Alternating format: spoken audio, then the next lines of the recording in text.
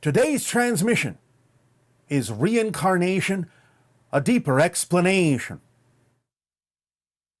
Now, you will be shown a chart that has two different representations of the concept of reincarnation upon it. The top image represents the actual mechanism of simultaneous multiple incarnations happening all at once. The lower portion of the graphic will detail the idea of how you experience the concept linearly. In other words, why you actually think it is reincarnation, with the same soul having lifetime after lifetime after lifetime in linear order. As you can see from the top portion of the graphic, the idea is that the Oversoul extends itself into different souls represented by the different colors, so that you know they are different souls, and each of those different souls creates its own higher mind and physical mind, which is represented in the physical realm down below by the different colored boxes which represent the different persons that you all consider yourselves to be, individuals that are independent of one another. But what you can see by the black arrows between the squares is that this energy connection that exists, these cross connections that exist between all of the physical personalities that are going on simultaneously, allows you to extract information, experience, guidance, what have you, like a giant cosmic internet, constantly exchanging information, plugging and unplugging from whatever individuals you need to in order to extract the information that guides you in life. But you can see from the top mechanism, the actual mechanism, that it's all happening at the same time. It all exists all at once. But now when you impose the idea of linear space-time on the concept and allow yourself to perceive reality a moment at a time, which, as we have said, is actually a perception of the same moment, but from different points of view that you interpret as different moments linearly, one after the other, 1, 2, 3, 4, 5, 6, 7, and so forth. What happens then, from your perspective, is that the space-time reality, the space-time perspective, or what could be called the space-time lens, or space-time prism, or space-time filter that you impose upon your consciousness, just like a prism bends light, the space-time filter or lens bends the idea of how the interconnections exist between different individuals, so that it no longer exists simultaneously or is perceived to exist simultaneously. It is now bent upwards to make it seem as if the same soul, that is an extension of the Oversoul, is experiencing over and over and over again an incarnation in linear terms, one after the other.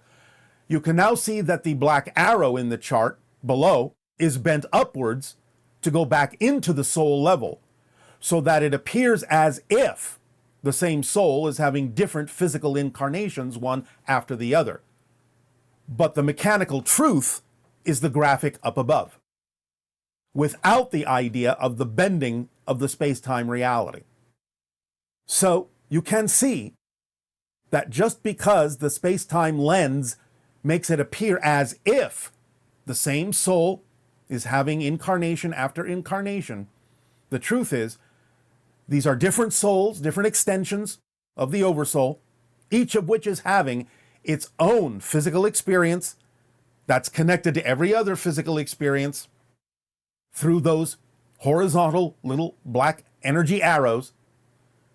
But again, because those arrows get distorted by the space-time lens, you perceive it in a linear fashion. Knowing that it's actually all happening at the same time, and knowing that the idea of reincarnation is an illusion, can help you understand how to live more in the moment, how to plug in and unplug to the other entities, the other physical beings that you may need to to extract information and experience from to aid and assist you and guide you in this particular life, as they may be doing with you as well to guide them in their lives. And you can understand that all beings exist simultaneously. All things do.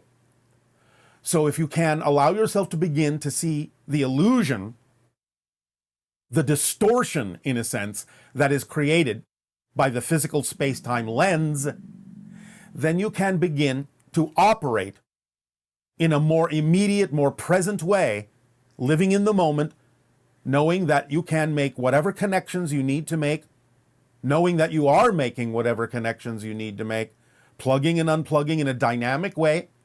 It's not a static thing. A life that you feel you're connecting to now may not necessarily be the life that you will connect to in the years to come, or you may keep recreating that connection if you feel it is of benefit to you. But this is why. This is the explanation for why.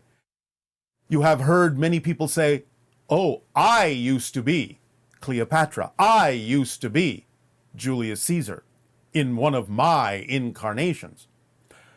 That's the perspective of the distortion caused by the space-time lens. But if you understand the simultaneity of everything, as represented by the upper portion of the graphic, you can realize, of course, any being can connect to any other being. And that's why you can have 50 people, 100 people, 1,000 people all saying, "I used to be Cleopatra," because it's not that they actually were Cleopatra, because Cleopatra exists exactly at the same time you do, but 1,000 people can make an energy connection to Cleopatra in the present, and thus download information that may, through the distortion of the physical space-time lens, make it seem as if that was you, because you're assuming that the same soul is having these incarnations over and over and over again. So this explains the idea of how a multitude of people can connect to the same individual and download whatever information they need from that individual, and understand that it's not that it was your past life, but that it is another person existing at the same time that has their own life, but you get to extract whatever information from their experience of life that you need, while they can do the same to you. Who knows how many connections Cleopatra has? Who knows how many times Cleopatra may have assumed, "Oh, this must be coming from one of my future lives," when in fact, again, it's all simultaneously coexistent. So, again, this helps you live more in the moment, understand the mechanisms and how different a description of the mechanism can be from a description of what appears to be the experience from a space-time lens perspective. Again, the most important thing to take away from this is the changing of your definitions from outmoded ones, outdated ones, old-fashioned ones, so that you understand that there can be a vast difference between a description of the experience, or how the experience appears to be happening, as opposed to how the experience is actually mechanically happening. So if you start from the premise of understanding that everything exists now, you can then decode, in a sense, and decipher and translate the experience, and realize that the description of the experience, again, is not necessarily a description of how it's actually happening, how the experience is being truly created.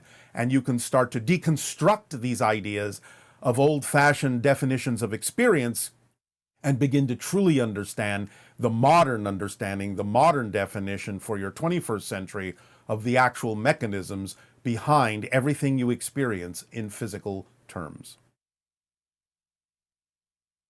So we thank you for allowing us to share with you this idea, this day of your time, to bring you more into the present and give you an opportunity to understand more deeply how mechanisms of consciousness work, so that you can learn to differentiate between the experience and the mechanism, and use modern definitions to propel you forward in understanding of how you create your reality, so that you can do so with more consciousness, more awareness, and more efficiency.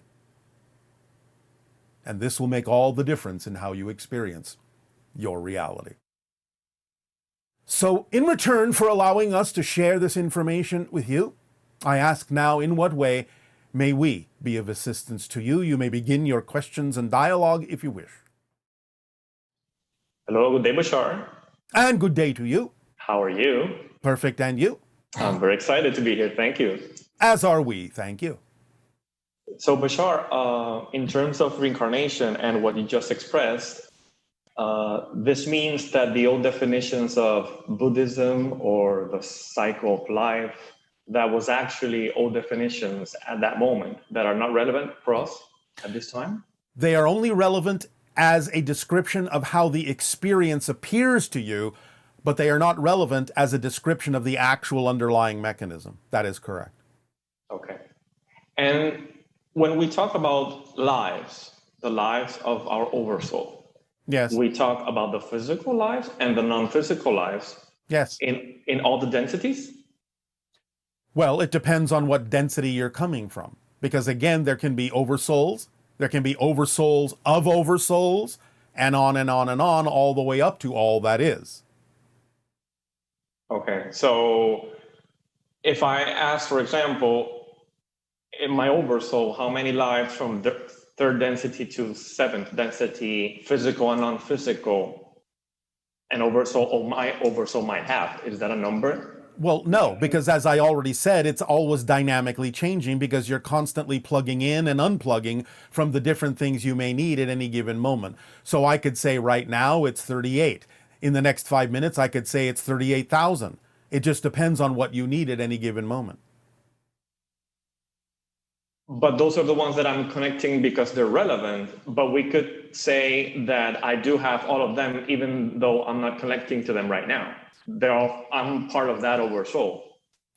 If you're coming from that particular perspective of the oversoul, yes. But when you say I, you're referring to yourself as a physical being, and therefore it's not relevant for that, because it's only relevant for the level of the oversoul that you're now referring to. So you always have to make sure you're clear about what level of I you're actually coming from when you make a statement. Okay. And Bashar, a question about animals. Animals are part of an oversoul or not? Yes, they are. Okay, so they're identical in every way to humans in the sense that they have their own oversouls, they have souls, they have higher minds, they have physical minds. They just operate differently. They just see things from a different perspective. So I could have in my oversoul a life as a horse, a cat? No, not directly. You can have one in a different kind of oversoul, but we're not addressing that right now because we don't want to add too much information that might confuse everyone. So it's not like you can say, I was a cat, I was a horse. There are connections that do exist, but not in the way that we're describing right now. We're only focusing on the idea of those connections that are germane for your experience as a human or a member of humanity, not the idea directly linearly that a member of humanity was directly linearly experiencing a cat. You can connect to anything, a tree, a cat, a rock, but that's a slightly different mechanism we'll address at another time. Okay. And finally, Bashar, when we die, yes, then we'll always be that spirit of that soul that had this life. That spirit will always exist, but again, you will contain it in the same way that you as an adult can still contain the experience of yourself as a child, but you're more than that now. So you will always retain the idea that there is an autonomous representation called the spirit that is relevant for that particular life the physical being had, so to speak, linearly speaking, but you will be bigger than that. It will be something that will be within you, even though it will always exist on its own as well. And at that point, I can interact with other of the lives of my oversoul. Yes, you can, but again, depends on what I you're talking about. Okay. All right, well, I guess that's it for me now. All right, well, thank you very much. Thank you, Bashar. Good day. Ciao. Good day.